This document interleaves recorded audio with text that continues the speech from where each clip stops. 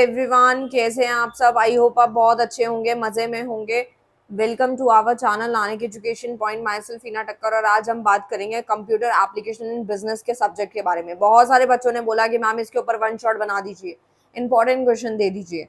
सो मैंने सोचा कि क्यों ना आप लोगों से जो वादा किया उसको पूरा किया जाए। और जैसे कि फर्स्ट ईयर में ये वादा पूरा हुआ था तो सेकेंड ईयर में भी होना ही चाहिए। कॉर्पोरेट अकाउंटिंग ऑलरेडी करवा दिया गया है, कंपनी लॉ भी करवा दिया गया है, ई कॉमर्स का वन शॉट भी दे दिया है, कॉस्ट अकाउंटिंग का वन शॉट भी दे दिया है। अब आपके बच्चे हैं जो मेन दो सब्जेक्ट्स हैं, जो कि आपका एक तो कंप्यूटर एप्लीकेशन एंड बिजनेस बचा है और आपका एक इनकम टैक्स बचा है। जल्दी से जल्दी मुझे ये कराना है और वन शॉट आप तक देना है मुझे। सो आओ स्टार्ट करें। सबसे पहले यूनिट नंबर 1 है जो कि हमारा, जिसका कोड है BCOS 183, इंट्रोडक्शन टू कंप्यूटर। आज हम पढ़ने वाले हैं यूनिट नंबर 1 जिसका नाम है कंप्यूटर के इंट्रोडक्शन के बारे में आज हम पढ़ने वाले हैं। कंप्यूटर का एक ओवरव्यू जानेंगे कि कौन कौन सी जनरेशन कंप्यूटर की आई और आज हम लेटेस्ट कौन सा जो कंप्यूटर है वो यूज कर पा रहे हैं। कंप्यूटर के क्लासिफिकेशन के बारे में जानेंगे, on the basis of purpose, on the basis of size, on the basis of data handling. ठीक है, ये सब कंपोनेंट्स क्या हैं, इसके फायदे क्या हैं, कंप्यूटर के नुकसान क्या हैं, A to Z जानेंगे। ठीक है, तो आओ फटाफट से स्टार्ट करते हैं इंट्रोडक्शन से। सबसे पहला जो हमारा इंट्रोडक्शन है वो मैं आपको समझाती हूँ। बहुत सारे बच्चे हैं कि मैम बोलेंगे फ्लो चार्ट की मदद से समझा दीजिए। देखो टाइम बहुत ही कम है, मैं चाहती हूँ कि जल्दी से जल्दी सिलेबस कराऊँ आप लोगों को ताकि आपका एक भी वन शॉट रह ना जाए। क्योंकि अगर टाइम होता तो मैं आपको फ्लो चार्ट्स बना के समझाती, बट स्टिल आपको सुनना है सिर्फ। आप अगर सुन भी लेंगे तो भी आप बना के आराम से लिख पाएंगे। ठीक है, जहां पे मुझे लगेगा कि आपको डिटेल एक्सप्लेनेशन देनी है वहां मैं दूंगी, जहां मुझे लगेगा कि आपको डिटेल एक्सप्लेनेशन की जरूरत नहीं है वहां मैं नहीं दूंगी। ठीक है, मैं अपने अकॉर्डिंग वैसे ही पढ़ाऊंगी जैसे कि मैं फ्लो चार्ट बना के कॉपी पे समझाती हूँ आप लोगों को। ठीक है, बस आपका काम है सिर्फ सुनना और उसको बना के लिखना। और यहाँ से काफी सारी चीजें पढ़ाने का रीजन ये भी है मेरा, आपके कंप्यूटर एप्लीकेशन बिजनेस को, क्योंकि इसके अंदर आपको कुछ चीजें हैं जो जैसे कि डायग्राम्स वगैरह बने हुए हैं, सिस्टम की फोटोग्राफ यहाँ लगी हुई है, तो ऑलरेडी समझ आ जाएगा देख करके। ठीक है ना, क्योंकि अभी इतना टाइम नहीं है कि मैं पिक्चर्स वगैरह कलेक्ट करके आप लोगों को समझाऊं। ठीक है, सो इंट्रोडक्शन से स्टार्ट करें। In the era of the machines computer is the greatest bond to the mankind. The thought came when people wanted a device which could help in calculating problem, but now it has become a life savior to human being and we cannot think about of life without computer। देखो एक simple सी बात मैं आपको समझाना चाहती हूँ। ठीक है, मैं किताबों की बात से परे अगर बात करूँ तो कंप्यूटर क्या है आप खुद सोचो। अगर कंप्यूटर वर्ड आपके सामने आता है तो आपको क्या समझ में आता है कि कंप्यूटर क्या है। जैसे कि पहले बहुत साल पहले की अगर हम बात करें, जो हमसे लाइक एज में बड़े हैं, लाइक अगर हम अपने ग्रैंडफादर ग्रैंड मदर की बात करें या उनसे भी आगे की जनरेशन की बात करें, तो हम क्या देख पाते हैं कि वो क्या बताते थे कि हमारे टाइम पे क्या कंप्यूटर्स हुआ करते थे। बिल्कुल नहीं हुआ करते थे। ठीक है, बट कंप्यूटर आज के टाइम में बहुत मस्त हो गया और कंप्यूटर जो है वो कहीं ना कहीं वो कई सारे फीचर जो हमें फोन में भी मिल जाते हैं। ठीक है, तो बेसिकली कंप्यूटर की अगर बात करूं, computer is not only confined to PC but also include, computer के अंदर पीसी ही नहीं आता जबकि लैपटॉप, टैबलेट, स्मार्टफोन, ईसीजी, ठीक है, मशीन्स, ये सब कुछ इसके अंदर आती है। This unit would help in the understanding the origin and evolution of computer, कि हम जानेंगे कि कंप्यूटर का इवोल्यूशन कब हुआ, कैसे हुआ, इसके क्लासिफिकेशन के बारे में हम जानेंगे। ठीक है, आप देखते हैं कि कंप्यूटर हमारे लिए इतना ज़रूरी हो गया आज के टाइम पे। पहले धीरे धीरे फैसिलिटीज़ मिलती थी, बहुत कम लोगों के घर में हुआ करता था कंप्यूटर। ठीक है, जिनकी फाइनेंशियल कंडीशन थोड़ी ठीक होती थी, लेकिन आजकल जो है हर तीसरे घर में हम देखते हैं कंप्यूटर है। ठीक है, हम यूज करते हैं, लैपटॉप्स वगैरह यूज करते हैं। ठीक है, ये सब चीजें। ओवरव्यू है कंप्यूटर का कि computer is a basically a programmable electronic device which accept data, जो आपके डेटा को एक्सेप्ट करता है, परफॉर्म करता है operation on the given data, यानी कि वो अपना काम कर रहा है, प्रेजेंट कर रहा है रिजल्ट। आपने कोई चीज का इनपुट दिया और उसने बदले में आपको आउटपुट निकाल के दिखा दिया। फॉर एग्जाम्पल, आप कैलकुलेटर यूज करना चाहते हैं कंप्यूटर पे, तो आपने पहले उसे इनपुट दिया कि आपको ये नंबर्स हैं, आपको ऐड करना है, मल्टीप्लाई, डिवीजन, कुछ भी करना है, तो आपने इनपुट दिया। जब उसने अपना रिजल्ट निकाल के दिखा दिया, दैट मीन्स वो आपका आउटपुट है। तो इसी तरीके से वो अपने रिजल्ट्स को प्रेजेंट करता है। आपको कोई फोल्डर बनाना होता है तो आप पहले इनपुट देते हैं। ठीक है, फोल्डर पे जाते हैं, क्रिएट करते हैं, ये सारी चीजें हैं जो मैं समझा रही हूँ ना, ये छोटे छोटे एग्जाम्पल, यही सब वहां पे बना के लिख कर आने हैं। And can also store the data. और मैं पहले ही बता रही हूँ, मैं अपने जो एग्जाम्पल्स हैं वो खुद ब खुद लेती हूँ। ठीक है, बुकिश मेरे नहीं होते हैं और मुझे वही एग्जाम्पल देना पसंद होता है जो कि आप लोगों को डेली रूटीन के समझ में आए। Can also store the data, ये डेटा को स्टोर भी करता है, रिजल्ट्स देता है एज पर द रिक्वायरमेंट, जितनी भी रिक्वायरमेंट आपको होती है उसी के हिसाब से ही आपको रिजल्ट्स देता है। फॉर एग्जांपल आपको कैलकुलेटर में चीजें कैलकुलेट करनी थी तो आपने सिस्टम खोला, आपने कैलकुलेट कर लिया। जस्ट फॉर एग्जाम्पल बता रही हूँ, ऐसे तो हम अगर हमें कुछ भी कैलकुलेट करना होता हम कैलसी उठाते हैं, अभी तो ग्रेजुएशन वाले स्टूडेंट है उनके हाथ में तो ऑलमोस्ट रहता ही है, ठीक है। लेकिन अगर मैं जस्ट आपको एग्जांपल दे रही हूँ कि आपने जिस चीज का इनपुट डाला है आपको आउटपुट उसी टाइप का मिलेगा। आपको सॉन्ग प्ले करने हैं आप उसी हिसाब से करते हैं, आपको ऐप डाउनलोड करना है आप उसी के हिसाब से करते हैं। तो computer are general purpose information machine that are perform a variety of task on data, ठीक है, बहुत सारी वेराइटी ऑफ टास्क पूरा करता है, इतने काम कर देता है जो हम सोच भी नहीं सकते, ठीक है। Computer are design to do everything which available pool of information are properly use for the controlling small and large machine, छोटी छोटी मशीन को कंट्रोल करना, बड़ी मशीन को कंट्रोल करना, ठीक है, otherwise be control by human, ठीक है। आपको कोई मूवी देखनी है, ठीक है, कोई डॉक्यूमेंट फॉर्मुलेट करना है, कोई मीटिंग को ऑर्गेनाइज करना है, कुछ लिखना है, देखो कैलकुलेटर का एग्जांपल फिर से आ गया, ठीक है, अभी मैंने देखा भी नहीं था, मैं अपनी मर्जी से दे रही थी आप लोगों को, ठीक है। तो ये these are the example. Smartphone replacing computer, ये तो एक बेस्ट पॉइंट लगा मुझे और है भी, और आज के टाइम पे फैक्ट है ये कि जो आपके स्मार्टफोन है ना वो आपके कंप्यूटर को रिप्लेस करता जा रहा है। अब वो कैसे, computer of these days are being replaced by smartphone, they can do many things that our everyday laptop gadgets desktop offer us, ठीक है, ये सारी चीजें हमें मिलती हैं। In fact smartphone are like micro computer which are capable, हमारा जो स्मार्टफोन है ना वो एक तरीके का क्या है, माइक्रो कंप्यूटर्स है जो कि कैपेबल है चीज़ों को असेस करने के लिए, प्रोसेस को होस्ट ऑफ डेटा, कैमरा उसके पास है, इंटरनेट ब्राउजिंग फ़ोन के पास है, टेक्स्ट कुछ करना है, मैसेज करना है, कोई भी जीपीएस है, कुछ भी करना है हम अपने फ़ोन में कर पाते हैं, ठीक है। तो हमारा आधा से ज़्यादा काम तो फ़ोन में ही चल जाता है। हम सिस्टम कब उठाते हैं, जब हमारे को कोई फ़ोन के काम से हमारा बात नहीं बन रही होती तो हम लैपटॉप का यूज़ कर लेते हैं। जैसे कि आप सामने देख रहे हो कंप्यूटर वर्सेस स्मार्टफोन, आपके सामने दिख ही रहा है, ठीक है। तो इस तरीके से आप बनाकर लिख सकते हैं। जैसे ये तो कैरी कर सकते हैं, इजीली कैरी करना आसान रहता है फ़ोन, उसमें सारे फीचर्स होते हैं, ठीक है। लैपटॉप आप तभी कैरी करते हो जब आपको पर्टिकुलरली कुछ काम करना है, कुछ हैवी लोड लेना है, तो आप इस पे करते हैं, ठीक है। पर्सनल कंप्यूटर पीसी है, ठीक है। Smartphone can be quickly and easily transform, जो मैंने अभी बताया वही सारी बातें यहाँ पे लिखी हुई हैं। बाकी आप इसको जो जो मैं पढ़ाती जा रही हूँ एग्जांपल देती जा रही हूँ ना, बस मेरी एक बार वीडियो सुननी है, उसके बाद आप जो मर्जी रीड कर लेना, आपको सब समझ आ जाएगा। इवोल्यूशन ऑफ कंप्यूटर की बात करें, मैंने introduce first yearly 1940s, computer was very, मतलब एक सिंपल सी लैंग्वेज बताई गई है कि कब हमारा कंप्यूटर जो है इंट्रोड्यूस हुआ था, 1940s में। तो ये लाइन आप वहाँ पे एक्सप्लेन कर सकते हैं। और अगर आपको ज़्यादा नहीं पढ़ना तो आप जनरेशन पे पढ़ सकते हैं कि कौन सी जनरेशन ने कब तक काम किया। तो फर्स्ट जनरेशन जो थी वो 1940 से लेके 1956 तक रही। फर्स्ट जनरेशन के जो कंप्यूटर हैं यूज वैक्यूम ट्यूब्स जो है वो यूज करते थे for circulatory and magnetic drums for memory, अपनी मेमोरी के लिए मैग्नेटिक ड्रम्स यूज करते थे। The size of the first generation, जो हमारे फर्स्ट जनरेशन के कंप्यूटर थे ना वो बहुत ही ज्यादा ह्यूज टेकिंग अप होते थे, स्पेस ज्यादा लेते थे, पूरा almost an entire room. They were very costly और वो बहुत महंगे भी पड़ते थे। मैंने आपको अभी एक एग्जांपल दिया था कि अगर आप अपने ग्रैंडफादर ग्रैंडमदर या उनके आगे की पीढ़ी पे जाएं, ठीक है, आगे की जनरेशन में जाएं, तो आप देखेंगे बहुत कंप्यूटर तो कहाँ ही दिखता था, ठीक है। इफ अगर बात भी करें तो बहुत कम वो लोगों के पास हुआ करता था, ठीक है।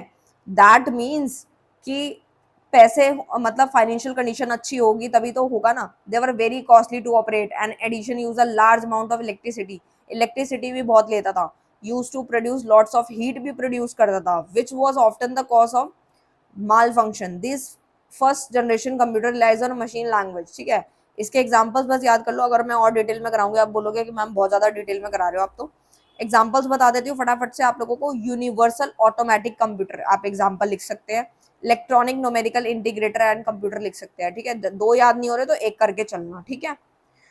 सेकेंड जनरेशन 1950 से लेके 1963 तक चली, जिसके अंदर आते हैं आपके जो भी आपके कंप्यूटर थे वॉज बेस्ड ऑन, किसके ऊपर बेस्ड होते थे, ट्रांजिस्टर हो गए, which substituted the vacuum tube and the transistor was superior to the vacuum tube in the sense it made computer smaller, faster होते थे, cheaper होते थे, more energy efficient होता था, it did not require a complete room anymore। देखो आपको बस एक बात ये याद रखनी है कि जैसे जैसे जनरेशन्स आगे बढ़ती जाएंगी तो कंप्यूटर की स्पीड तेज होती जाएगी, फैसिलिटी ज़्यादा मिलती जाएंगी, ये तो सबको पता है, बना के भी लिख सकते हो आप लोग, ठीक है। और उसके जो प्राइसेस हैं वो कंपैरेटिवली कम हो जाएंगे। इस तरीके से इम्प्रूवमेंट हुई पहले के अकॉर्डिंग, ठीक है।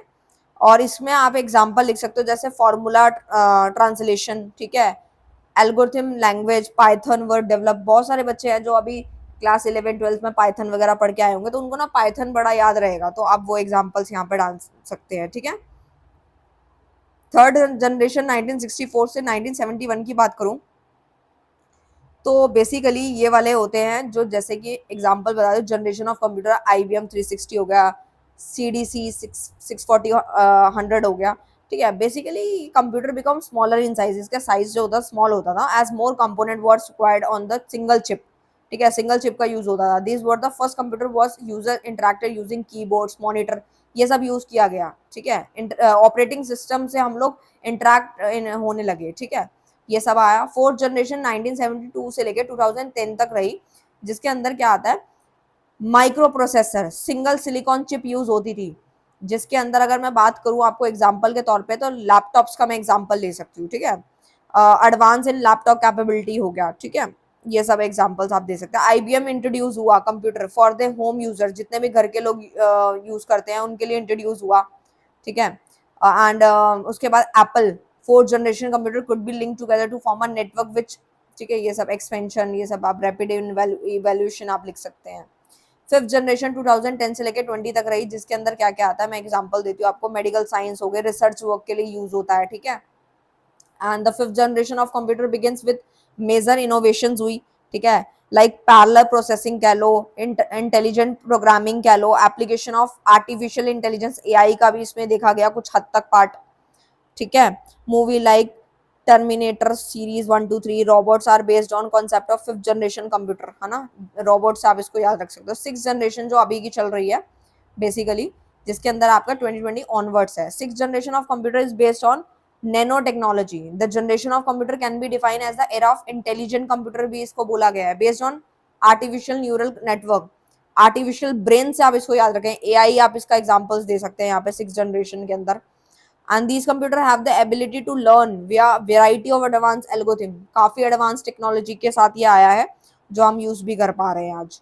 तो ये सारे थे, काफी सारे जनरेशन थे, तो 6 जनरेशन थे, आपको इसको याद रखना है डेट वाइज। डेट क्या मतलब, ईयर याद रखना है, ठीक है। और एक एक दो दो वर्ड रख लेना, अगर पूरी लाइंस याद नहीं होती तो वर्ड लेके चलना, ठीक है। जैसे AI से आप इसको लिख सकते हो, उसमें रोबोट से लिख सकते हो, ऐसे। क्लासिफिकेशन ऑफ कंप्यूटर की बात करूँ तो ये देखो, ये फ्लो चार्ट बना हुआ। अब मैं आपको ना कॉपी पे समझाती तो फिर फ्लो चार्ट बनाना फिर थोड़ा सा टाइम लग जाता। So basically classification of computer की बात करूँ तो function of each type of computer is process the data, वो क्या करता है, process the data and provide some output. वही वाली बात आ गई बना के लिखने वाली, कि आपने इनपुट दिया आपको आउटपुट मिल गया on the basis of purpose. अच्छा, अब बोल रहे हैं कि कंप्यूटर कितने टाइप के होते हैं, like on the basis of purpose, purpose के हिसाब से, कि पर्पस क्या होता है कि हम अलग अलग जगह पे जब अपने कंप्यूटर का इस्तेमाल करते हैं ना, तो उनको एक नाम दिया गया है कि ये इस जगह पे अगर यूज हो रहा है तो वो ये इस टाइप का कंप्यूटर होगा। जैसे जनरल पर्पस नाम से ही समझ में आ रहा है, जैसे गेमिंग हो गई, आपकी गेम वेम खेलते हो ना आप लोग, और फुलफिल हो गया general requirement such as gaming, world processing, invoicing हो गया, होम स्कूल ऑफिस में ना जनरल पर्पस कंप्यूटर यूज होता है, ठीक है। स्पेशल पर्पस कंप्यूटर कौन से होते हैं, ये वो वाले कंप्यूटर्स होते हैं जो कि डिजाइन किए जाते हैं पर्टिकुलरली स्पेसिफिक टास्क के लिए, जैसे कि कोई रिसर्च की एक्टिविटी के लिए, वेदर की फोरकास्टिंग करनी है, स्पेस रिसर्च करनी है, डिफेंस रिसर्च करनी है, तो हम लोग स्पेशल पर्पस कंप्यूटर का इस्तेमाल करते हैं on the basis of size and capacity. अब हम बात करेंगे साइज के बेसिस पे और कैपेसिटी के बेसिस पे कि हम कौन कौन से कंप्यूटर कहाँ कहाँ पे यूज करते हैं। जैसे कि माइक्रो कंप्यूटर्स होते हैं, माइक्रो कंप्यूटर का बेस्ट एग्जांपल है PC, laptop, notebook, personal digital assistant, smartphones जो हमारे पास होता है, टैबलेट्स वगैरह हम लोग यूज करते हैं, स्मार्ट वॉचेस जो आज के टाइम पे हम यूज कर रहे हैं, वो सारी माइक्रो कंप्यूटर का ही पार्ट है। क्योंकि माइक्रो कंप्यूटर एक स्मॉलेस्ट कंप्यूटर सिस्टम होता है, they are mostly single user general purpose computer होता है, they are relatively small in size, बहुत छोटे साइज में होते हैं, और ये इनएक्सपेंसिव कंप्यूटर में कंसीडर होते हैं विद अ माइक्रो प्रोसेसर, ठीक है, एज एट सीपीयू। और जो इसकी स्पीड होती है comparatively comparison to mainframe और super computer is low, and the size range, इसका जो साइज रेंज होता है वो calculator from calculator to desktop होता है। These computer are mainly use for computing purpose होता है, एजुकेशनल इंस्टीट्यूशन, घर में, ऑफिस में भी हम लोग ये यूज करते हैं। मिनी कंप्यूटर्स कौन से होते हैं, जैसे लैपटॉप पीसी मिनी कंप्यूटर्स में कंसिडर होते हैं। Mini computer larger in size, ये ना मिनी कंप्यूटर जो होते हैं ना बहुत लार्ज होते हैं साइज में, और ना वो छोटे बिजनेस के लिए या किसी लार्ज ऑर्गेनाइजेशन की पर्टिकुलर डिपार्टमेंट में इस्तेमाल होने वाले मिनी होते हैं, मिनी कंप्यूटर्स होते हैं।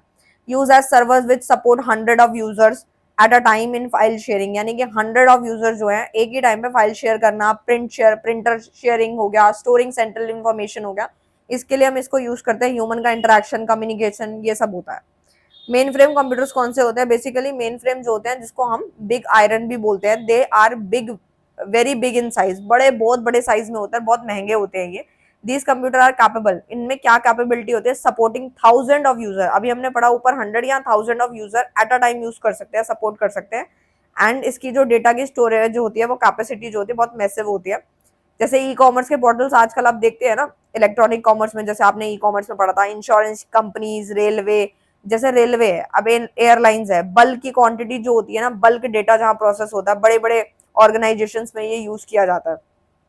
ठीक है, जैसे कि आप लोग इकोनॉमिक्स में पढ़ के आए हैं, स्टैटिस्टिक में सेंसस को कलेक्ट करना, डेटा को इकट्ठा करते हैं हम लोग, ठीक है, उसमें ये यूज होता है।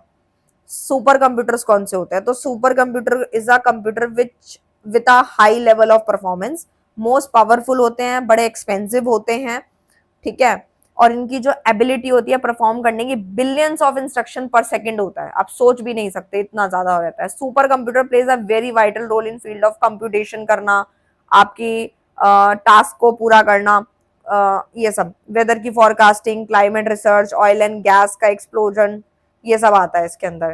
काफी कॉस्टली होते हैं ये, और इनमें एग्जांपल्स आता है जैसे कि आप ले सकते हैं पैरेलल मशीन्स हो गए, ठीक है ना, ये सब।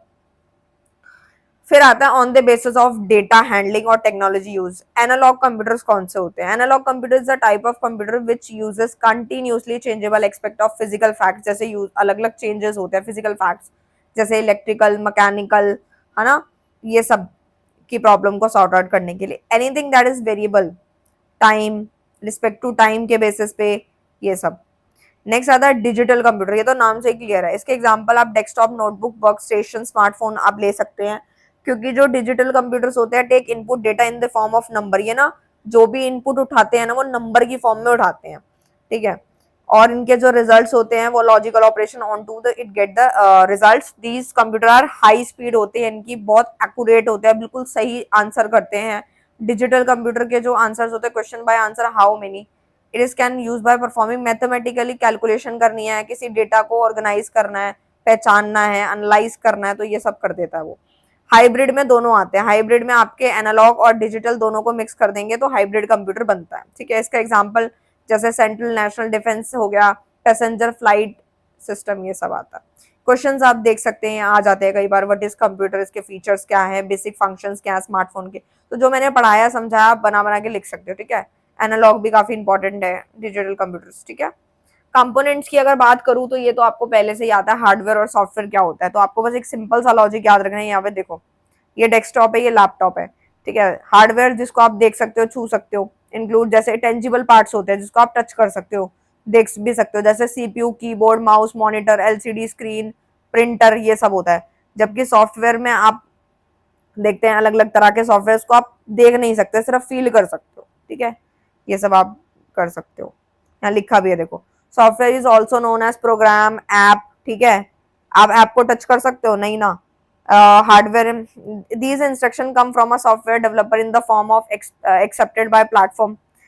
और इसमें ना सिस्टम सॉफ्टवेयर भी आता है और एक एप्लीकेशन आता है। सिस्टम सॉफ्टवेयर कौन से होते हैं, सिस्टम सॉफ्टवेयर जो डिजाइन होते हैं for controlling and working with computer hardware, it allow user to interact, मतलब ये यूजर्स को इंटरैक्ट करते हैं डायरेक्टली। और जैसे कि डिवाइस मैनेजर हो गया, many of the utilities, drivers हो गए, टूल्स हो गए, स्मार्टफोन, विंडो 10, ये सब आपके सिस्टम सॉफ्टवेयर होते हैं। एप्लीकेशन सॉफ्टवेयर कौन से होते हैं, एप्लीकेशन में आता है is capable of dealing with user input and helping them to complete task, मतलब क्या करता है, आपके इतने कैपेबिलिटी होती है कि वो डील करता है आपके इनपुट्स के साथ और उसके आपके टास्क को पूरा करने में मदद करवाता है एप्लीकेशन सॉफ्टवेयर। जैसे कि यहाँ लिखा भी है, वेब ब्राउजिंग ले सकते हो आप, स्प्रेडशीट सॉफ्टवेयर आते हैं, multimedia, YouTube, design, CAD, computer, ये सब आप इसके एग्जांपल्स में लिख सकते हैं। इसमें आप शॉपिंग एप्स ले सकते हो कोई भी, तो आपके एप्लीकेशन सॉफ्टवेयर को कंसीडर करते हैं, ठीक है। अच्छा, उसके बाद आता है एप्लीकेशन ऑफ कंप्यूटर्स क्या है। So basically computer is a device which can perform a variety of task in our daily life. आप कंप्यूटर उठाओ, पता नहीं कितनी नंबर ऑफ वेराइटी वो परफॉर्म कर देगा, जितने इनपुट देते जाओगे आउटपुट वो देता जाएगा। अब बात ये आती है कि जो कंप्यूटर हैं वो कहाँ कहाँ पे यूज हो रहे हैं, क्या क्या पर्पज है उनका। बिजनेस में यूज हो रहे हैं, बिजनेस के अंदर आप देख ही रहे हैं, इंडिविजुअल टू मल्टीनेशनल कंपनीज हर कोई कंप्यूटर का यूज कर रहा है। पेरोल कैलकुलेशन, स्केल, जो आपकी सेल होती है उसको एनालाइज करना, बजटिंग हो गई, पैसों की फॉरकास्टिंग करनी है, ठीक है, प्रिडिक्शन करनी है कि हाँ भाई अब इतना है वैसे है, ये सब बिजनेस को ग्रोथ में कैसे लाना है, चेंज कैसे करना है, तो ये बिजनेस में ये यूज होते हैं। एजुकेशन में किस तरीके से कंप्यूटर काम आता है, तो आपको पता ही है एजुकेशन में किस तरीके से काम आता है।